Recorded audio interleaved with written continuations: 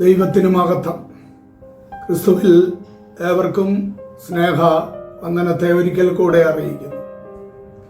മർക്കോസിന്റെ സുവിശേഷം 10-ാം അധ്യായത്തിന്റെ 45-ാമത്തെ വാക്യത്തിൽ മനുഷ്യപുത്രൻ ശുശ്രൂഷ ചെയ്യിപ്പാനല്ല ശുശ്രൂഷിപ്പാനും അനേകർക്ക് വേണ്ടി തന്റെ ജീവനെ മറുവിലയായി കൊടുപ്പാനും അത്രേ വന്നത്. ഇവിടെ മർക്കോസിന്റെ സുവിശേഷം മറ്റ് സുവിശേഷങ്ങളിൽ നിന്ന് ചെറുതും എന്നാൽ വളരെ ആശയങ്ങൾ നിറഞ്ഞതുമായ ആ സുവിശേഷമായിട്ട് നമുക്ക് കാണുവാനായിട്ട് കഴിയുന്നുണ്ട്. It is A gospel of deeds and works rather than words. നമുക്ക് അത് മനസ്സിലാക്കുവാനായിട്ട് കഴിയുന്നത് ഇത് വാക്കുകളേക്കാൾ പ്രവൃത്തിയുടെ ഒരു സുവിശേഷമായിട്ടാണ് നമുക്ക് മനസ്സിലാക്കുവാനായിട്ട് കഴിയുന്നത്. വെറുതെ ഉപദേശങ്ങളോ വാക്കുകളോ മാത്രമല്ല, പ്രവൃത്തിയിലൂടെ ക്രിസ്തു ദാസൻ എന്ന നിലയിൽ തെളിയിക്കുന്നതാണ് നമുക്കവിടെ കാണുവാൻ കഴിയുന്നത്. ഇതിലെ theme Jesus Christ as ജഹോവാസ് servant അഥവാ യഹോവയുടെ ദാസൻ എന്നതാണ്. അത് നമുക്ക് യെശയ്യാ പ്രവചനം 42-ന്റെ 1 മുതൽ 21 വരെ, 50-ാം അധ്യായത്തിന്റെ 4 മുതൽ 11 വരെ, 52-ന്റെ 13 മുതൽ 53 വരെയും, അതേപോലെ വീണ്ടും സഖരിയ പ്രവചനം 3-ന്റെ 8-ല്, മർക്കോസ് 10-ന്റെ 45 നമ്മൾ വായിച്ച ഈ വാക്യത്തില്, ഫിലിപ്പിയ ലേഖനം 2-ന്റെ 5 മുതൽ 8 വരെയൊക്കെയുള്ള വാക്യങ്ങളിലെല്ലാം നമുക്ക് വ്യക്തമായിട്ട് കാണുവാനായിട്ട് കഴിയുന്ന യാഥാർത്ഥ്യങ്ങളാണ്. വീണ്ടും നാം ചിന്തിക്കുമ്പോൾ the servant character is seen through out the book, അഥവാ ആ ദാസന്റെ ആ മനോഭാവം നമുക്ക് ഈ പുസ്തകത്തിൽ പൂർണ്ണമായിട്ട് അവസാനം വരെയും കാണുവാനായിട്ട് കഴിയുന്നുണ്ട്.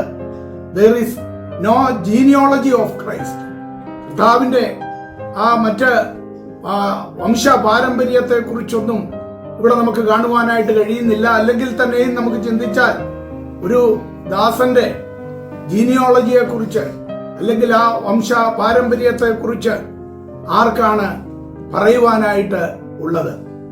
Then details of Christ fasting, sympathize, love, compulsion, solitude, wonder, grief, anger and other factors emphasize the servant idea of the book.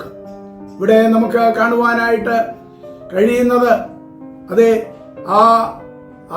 അവിടെ ക്രിസ്തുവിന്റെ കഷ്ടങ്ങളെക്കുറിച്ചും സഹതാപത്തെക്കുറിച്ചും അതേപോലെ സ്നേഹത്തെക്കുറിച്ചും ആത്മ സംയമനത്തെക്കുറിച്ചും തന്റെ ഏകാന്തത, അതേപോലെ അത്ഭുതം, ദുഃഖം, അതേപോലെ കോപം, അങ്ങനെ വിവിധ കാര്യങ്ങളാണ് നമുക്ക് ഈ പുസ്തകത്തിൽ പ്രത്യേകമായിട്ട് കാണുവാനായിട്ട് കഴിയുന്നത്.